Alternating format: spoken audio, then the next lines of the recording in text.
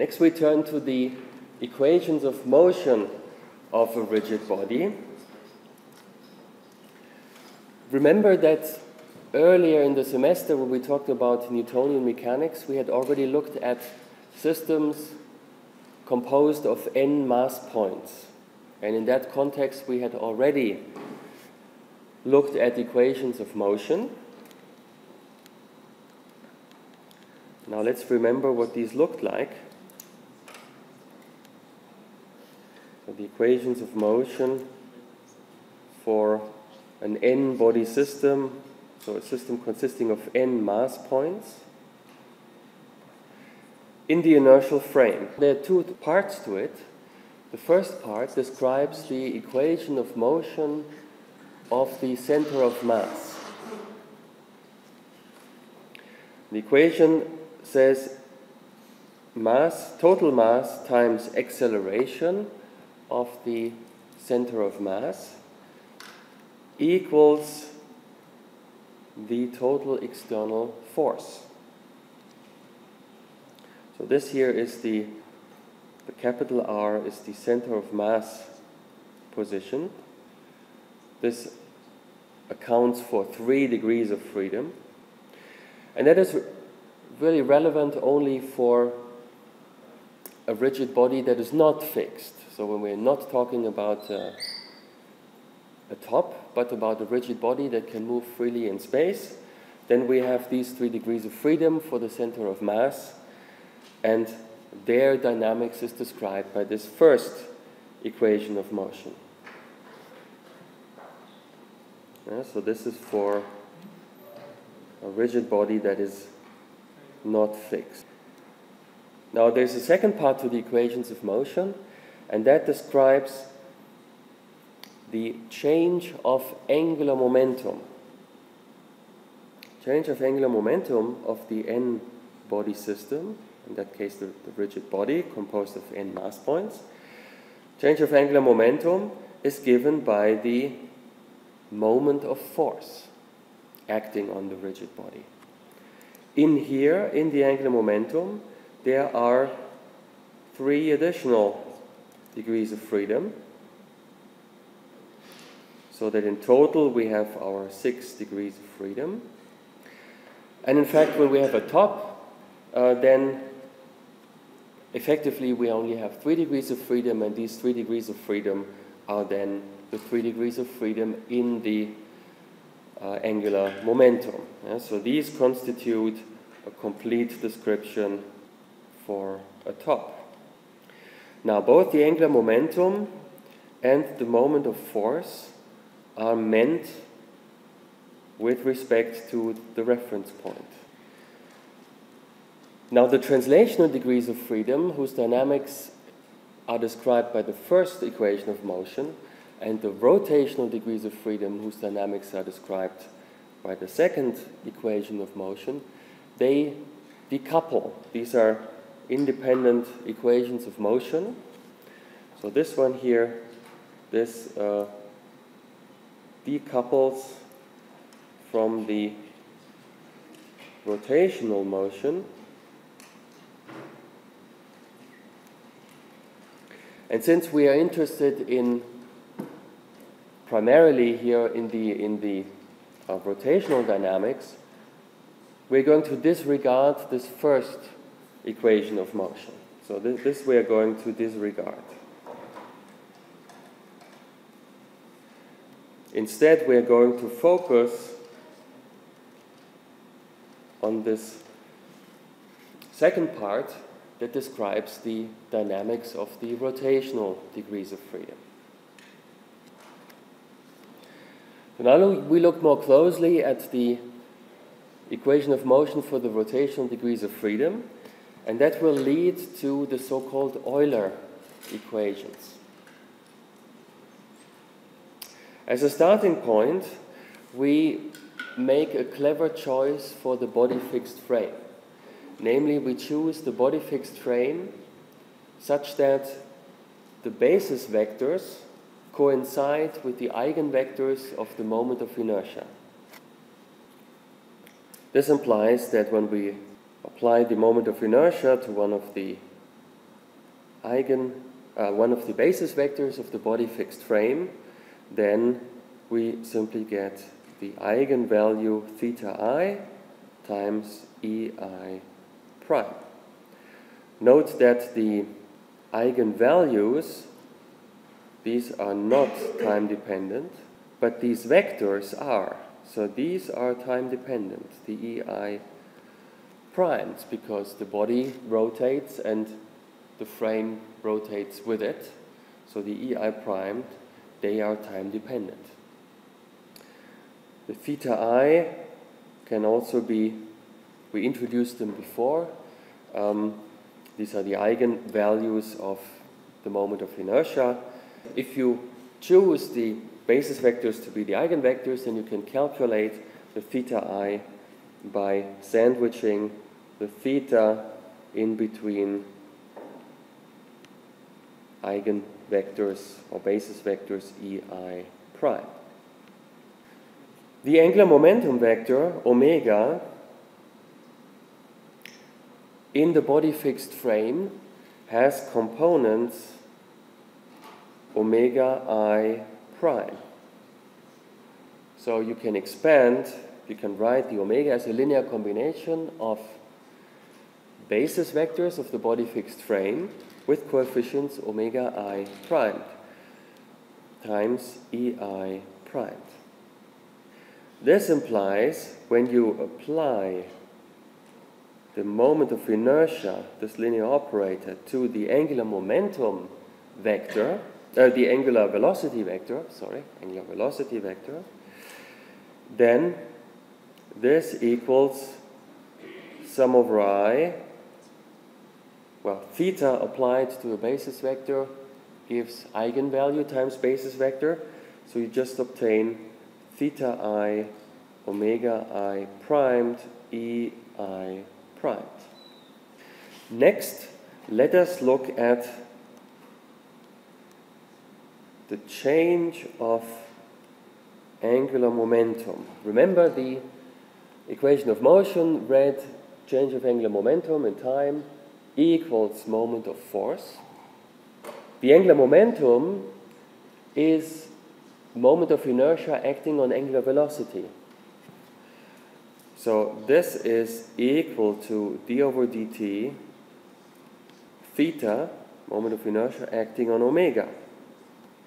Let's use the above expression for theta omega. Now in there we have three objects. We have the eigenvalues theta I, we have the omega I primed, so the components of the angular velocity, and we have the basis vector ei primed. Now of these three objects, the eigenvalues theta I, they are not time dependent. So if I would take the derivative with respect to time, these don't contribute. But both the components omega prime and the basis vectors e prime, they are time dependent. So I have to take into account their time derivatives when I take the time derivative of this entire expression. So what do we get? First of all, we have sum over I, theta I, omega I prime dot, ei prime. And then we have an expression with ei prime dot. Here for convenience, you'll see later why, I would like to change summation index. So for the second sum, I would like to use the summation index k rather than I. So then we have theta k omega k primed. And then we have ek prime dot. But this in turn is omega vector product with ek prime, because the basis vectors are rotating with angular velocity omega with respect to the inertial frame, so I can express ek prime dot again as omega cross ek prime. For the omega in this expression, I use again the representation sum, and now I use summation index j, sum over j, omega j prime, e j prime. I can take the components omega k prime and omega j prime in front of the bracket, and then inside the bracket I have the vector product of ej prime with ek prime. And this vector product, ej primed with ek prime, well, if, for example, j is equal to 1, k is equal to 2, then the result is E3 primed. Because it's a right-handed orthonormal basis, this body fixed frame, and therefore the vector product of the first with the second basis vector gives the third basis vector. The vector product of the second with the third gives the first, and so on. So you can permute the indices cyclically, and it's always true. If two indices are the same, then the vector product vanishes, of the basis vector vanishes. Now there's a compact notation for that. You can write that as the sum over I, and then this Levi-Civita symbol, epsilon ijk, ei primed. The Levi-Civita symbol is very convenient because it allows one to write some relations, in particular involving the vector product, in a very compact fashion. It's defined in the following way. Epsilon ijk, an object with three indices, this is equal to plus 1 if I, j, k are cyclic. Meaning, as an example, epsilon 1, 2, 3 is equal to 1, epsilon 3, 1, 2, and epsilon 2, 3, 1, these are all equal to plus 1. The Levi-Civita symbol is minus 1 if the indices I, j, k are anti-cyclic. For example, epsilon 2, 1, 3 is equal to minus 1. So whenever the indices are a cyclic permutation of 1, 2, 3, then it's plus 1. Whenever it's cyclic permutation of 3 to 1, then it's minus 1. Or in that case, one calls that an anti-cyclic sequence of indices. In all other cases, it's 0, and that is the case whenever two or more indices are equal. So, for example, epsilon 1, 1, 2 is equal to 0. This is the definition. The symbol is totally antisymmetric in the sense that whenever you exchange two indices, you get a minus sign. So, for example, epsilon jik is minus epsilon ijk, or epsilon kji is also minus epsilon ijk. So take any pair of indices and exchange them, and you get a minus sign. With the help of the symbol, you can write the ith component of the vector product A with B. You can write that as the sum over jk, epsilon ijk, aj, bk. So, for example, let's take the first component of the vector product A with B. Now, look at this expression above with the sum over j and k. I is equal to 1. in this case. We learned that the Levi-Civita symbol is different from 0 only if all three indices are different. So there are only two possibilities. Either j is 2 and k is 3, or j is 3 and k is 2. These are the only two possibilities where all three indices are different. In the first case, we have epsilon 1, 2, 3, a2, b3. In the second case, we have epsilon 1, 3, 2, a3, b2. Now in this case, we have 1, 2, 3, and therefore this is equal to plus 1. In this case, 3 and 2 are exchanged, so we get a minus sign. This is minus 1. So this is equal to a2, b3 minus a3, b2. This is the usual expression that you know for the first component of the vector product. And you can verify that it works for all other components. So in fact what I wrote above is a compact way of writing a formula for the components of the vector product. Now going back to the previous page, I have here the expression for Ej prime vector product with Ek prime, and I also wrote it in terms with the help of the Levi-Civita symbol, and you can quickly check for yourself that it works out. Yeah? It's clear that whenever j and k are equal, then in the Levi-Civita symbol we have two identical indices, so it vanishes and it gives 0. If j is 1, k is 2, then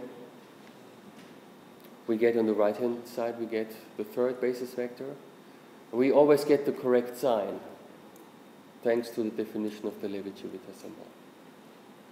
So, using that, what we have altogether, now we can take a sum over I in front with a big square bracket. And first of all, we have the theta I omega I prime dot. Outside the square bracket we have an EI primed, because in both expressions we have features a basis vector EI primed. We take that out of the bracket. And then in the second contribution here we have two sums remaining. We have a sum over j and a sum over k. We have the Levi-Civita symbol, epsilon ijk. We have the eigenvalue theta k. And we have the components of angular velocity, the j component and the k component. The equation of motion said that the time derivative of angular momentum must equal the moment of force. So, at the end of the day, this must equal the moment of force, which we can also express in components in the body fixed frame. When we do that, this is sum over I component, ith component of the moment of force in the body fixed frame, therefore it gets a prime, times basis vector of the body fixed frame. And this must be equal to the expression on the left, the time derivative of the angular momentum. And simply by comparing coefficients, we see that this expression here must equal the ith component in the body fixed frame of the external moment of force. This holds for all three components, I going from 1 to 3. Since we're going to use this extensively, let me write all three components explicitly. For I equal to 1, for the first component, we have theta 1 omega 1 prime dot plus, well, if I is equal to 1, then j and k can only be 2, 3, or 3, 2. The order of the multiplication of the j and k component of omega don't matter. In both cases we get omega 2 primed, omega 3 primed, but in one of these cases we get the eigenvalue of theta 3, and the other case we get the eigenvalue of theta 2. So taking that into account, and with opposite signs due to the Levi-Ciuta symbol. So taking that into account, we have eigenvalue theta 3 minus theta 2 times omega 2 prime, omega 3 prime. And this must equal the first component in the body fixed frame of the moment of force. This is the first equation of motion for I equal to 1. In the same fashion, for the second component, we have this expression here with omega 2. And then we get theta 1 minus theta 3 and the product of omega 3 primed, omega 1 primed. This is equal to m2 primed. And finally the third component, and then we have a theta 2 minus theta 1 times omega 1 primed, omega 2 primed. This is the third component of the moment of force in the body fixed frame. These three equations are the so-called Euler equations, and they describe completely the rotational dynamics of a rigid body. The first example where we apply the Euler equations is free rotation about the principal axis. What does free mean? When we say free, we mean that there is no external moment of force, and as a consequence, the angular momentum is conserved. I would also, for the sake of the discussion, I would like to make the assumption that the eigenvalues of the moment of inertia are all different. So theta I and theta j are different for all I different from j. And I would also like to assume that the eigenvalues are all different from 0. They are all strictly larger than 0. So we exclude sort of pathological cases where, for example, the mass is distributed along an infinitely thin line. Things like that. Now I wonder if there are solutions of the Euler equations where the angular velocity vector is constant. Let's try to find solutions of the Euler equations where the angular velocity vector remains constant. That is the equivalent of uniform motion in three-dimensional space. If the angular velocity vector is constant, then this implies that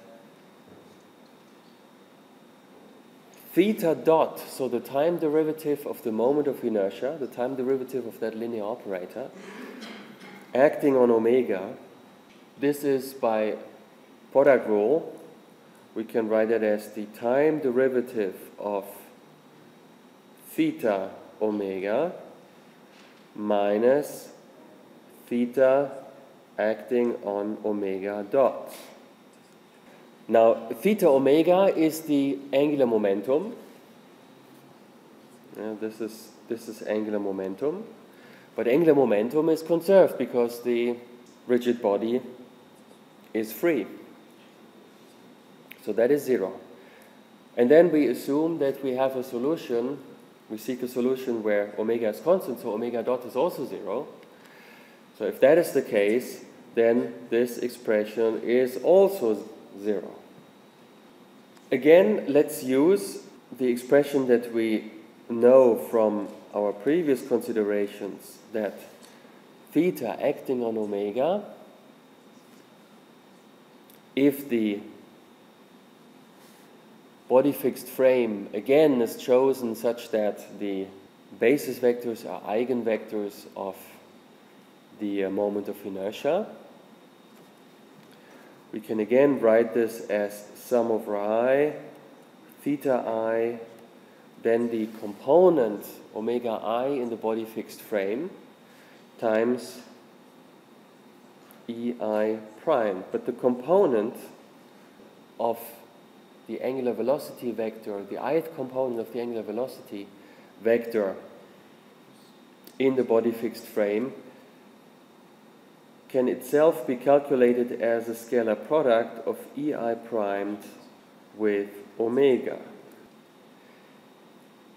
Now from this we can find an expression for theta dot omega. Omega stays omega, doesn't change, but we have to take the time derivative of all the other objects that appear in the formula above. The eigenvalues theta I are constant, so their time derivative is 0. But the eigenvectors, which coincide with the basis vectors of the body fixed frame, the EI prime, they are time dependent. So we have to take their time derivative. So we have a theta I, and then we have an EI prime dot, which we write, which we know is equal omega vector product with EI prime. Then this scalar product with omega times EI primed. And then we have another contribution, sum over I, theta I, EI prime dot omega. And then we have the time derivative of the second EI primed, and that's again omega vector product with EI prime. This is a triple scalar product, which you know geometrically you can regard as the volume spanned by these three vectors. But this is equal to 0 because two of the three vectors are identical. We have the omega twice in this triple scalar product, and therefore this is equal to 0. Now, omega vector product with EI prime, that's perpendicular to omega, and then the scalar product with omega is equal to 0. This expression here we have encountered before. This is nothing but our formula for theta, moment of inertia, acting on omega. Right? That's the formula we have on the previous line. That is precisely our expression for theta omega. So altogether, this is nothing but omega vector product with theta omega. Theta omega, in turn, is the angular momentum. So this is omega vector product with angular momentum. We said earlier that theta dot omega must be equal to 0. And this was this equation here with the star. So, because of this, this must be equal to 0. This implies that omega, the vector omega, must be parallel to the angular momentum, which in turn is theta omega. Now, if omega must be parallel to theta omega, this implies that omega must be an eigenvector of the moment of inertia. Omega must be proportional to theta omega. So omega must be an eigenvector of the moment of inertia, and therefore omega must be parallel to one of the principal axes. So we conclude that only if the rigid body rotates around one of its principal axes, only in that case, the angular velocity vector is constant. Stable rotations where omega is constant, analogous to a uniform motion of a free particle, this is the kind of motion that we are particularly interested in, and this is only the case if the body rotates around one of its three principal axes, so that is what we would like to focus on.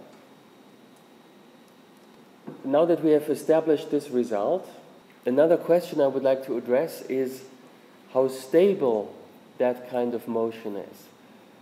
And with stability, I mean that if I slightly disturb the rigid body, so that I slightly tilt the rotation axis against the principal axis, will that perturbation remain small, so that the rigid body will continue to rotate approximately around one of its principal axes? Or will that perturbation be amplified, and after a while the rigid body will perform an entirely different type of motion, and you can no longer recognize that as a rotation around the principal axis? So let's look at the issue of stability in terms of stability against small perturbations.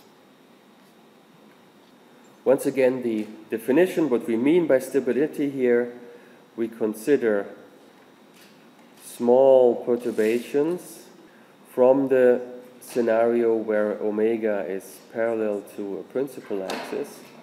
And by stable, we mean that this perturbation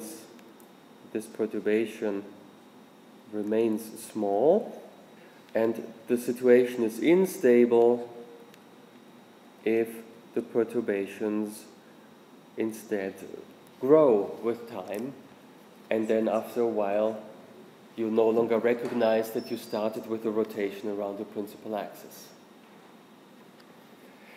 To investigate it mathematically, we make the following ansatz. Let's consider rotations approximately around the first principal axis. Yeah? So for rotations around approximately the first principal axis, let's make the following ansatz. The angular velocity vector, that is omega 1 primed E1 primed, and that would be all if it was a perfect rotation around the first principal axis. But we have perturbations from that ideal scenario. We have a little contribution along the second and a little contribution along the third axis. And the components, to indicate that they are small, I write delta omega 2 primed, E2 primed, and I write delta omega 3 primed, E3 prime, where the delta omega I are much smaller than the omega 1 primed. So these are small perturbations. And the smallness of these perturbations allow us to make an approximation in the Euler equation, namely that we carry only terms in first order in delta omega, and we neglect higher order terms. Now, what do the Euler equations look like then?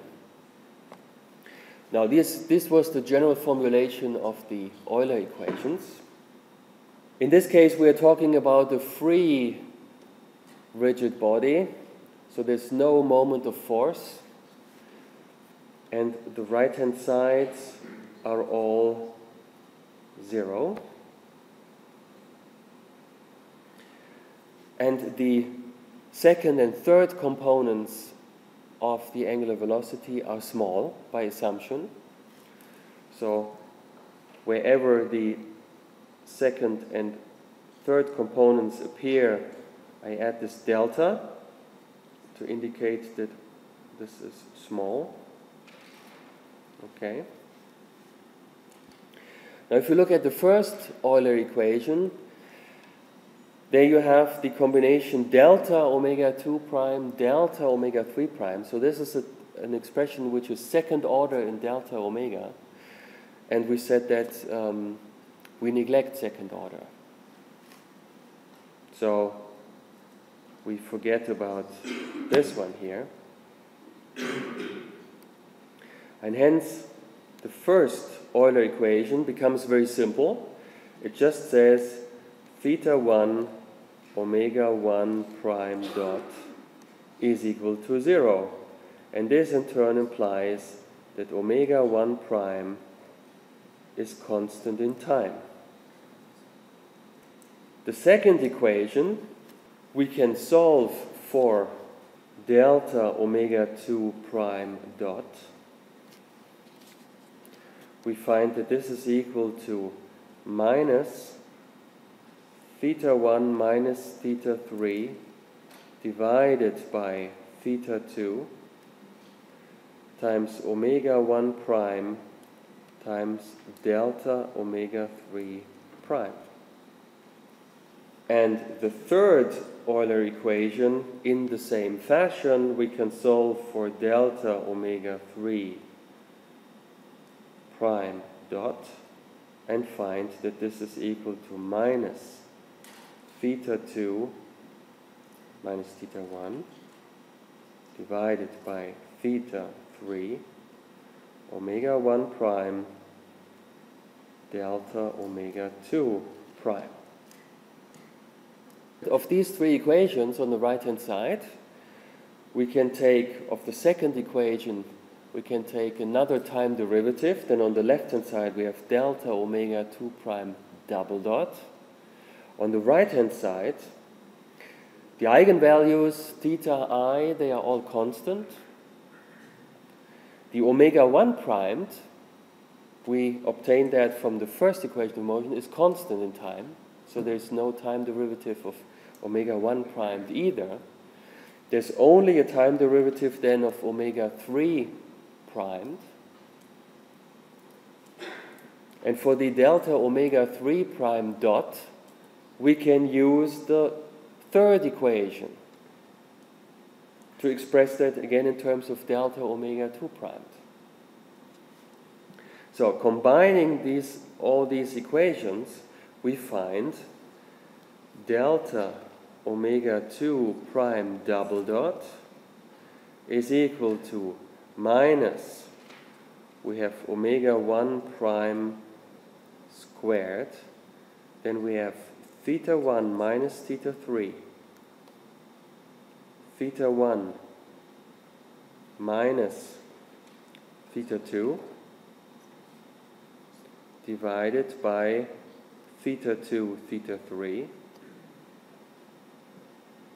times delta omega 2 prime. This prefactor up to the minus sign, this prefactor in front of the delta omega 2 primed, let me call that d. This is a constant that doesn't depend on time, because all the eigenvalues are time independent and the omega 1 prime is also time independent. You can do the same exercise for delta omega 3 prime double dot, and you find the same equation. So this holds not just for delta omega 2 prime double dot, but also for delta omega 3 prime double dot. In that case, on the right-hand side, you have delta omega 3 primed.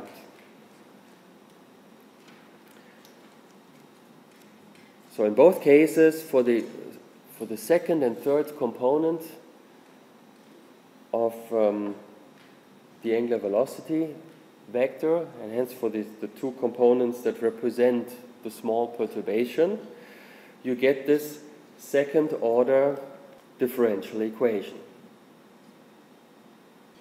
Let's look at this differential equation for the perturbation components and think about its implications. If this constant d is positive, then this differential equation is the differential equation of a harmonic oscillator. So then the components of the perturbation will perform harmonic oscillations. But this means that the perturbation will remain small. So we start out with a small perturbation. The components of that perturbation, they change in time, but this is a harmonic oscillation, so they remain small. If they're initially small, they will remain small. And therefore, in that case, we have stability in the sense that we defined on the previous page. If, on the other hand, d is smaller than 0, then there's no longer the equation of motion of a harmonic oscillator. Then we have the structure second derivative is some positive factor times the component. And in the solution of that equation, we will have terms that grow exponentially.